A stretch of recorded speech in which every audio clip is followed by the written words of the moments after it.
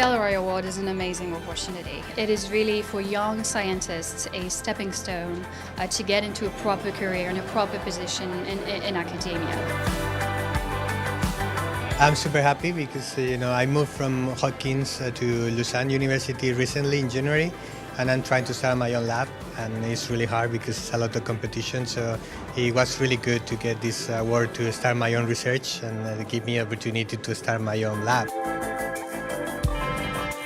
It's 14 years ago that I won this prize, and it was really a boost of my career, I think.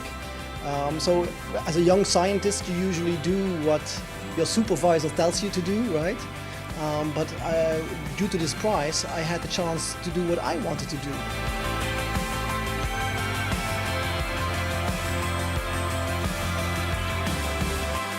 And the award goes to David Pamies.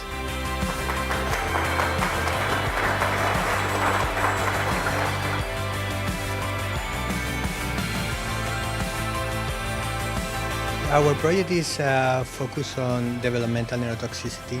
So it has been an increase of disease related with brain development, like autism, for example, or reduction of IQ in some kids.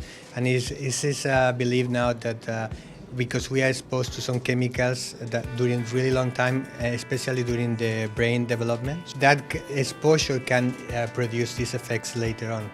So we are trying to develop these tools that we can use to identify these chemicals and also to understand what is the level that we can admit to don't produce these adverse effects. The projects that they do for us are just early seeds, but then we see them coming back and answering the calls that we do, which are the bulk of our activities. And then doing this, they get in the game, and then they get much more funding than the award, which is limited funding, yet the biggest life science award in Europe. After winning the Cefic-LRI award last year, part of the award received a lot of attention in my country, in the media, and it helped me to get more well recognized in our national scientific community, but also in the broader European community of toxicology and exposure and risk assessment. What I think LRI has been doing for the past 20 years and will continue on doing is really bringing together these entities to think proactively about the future of our planet, about environmental health, about the people. Sometimes you just have to believe in yourself and go for it. I think that's the best advice that I can give.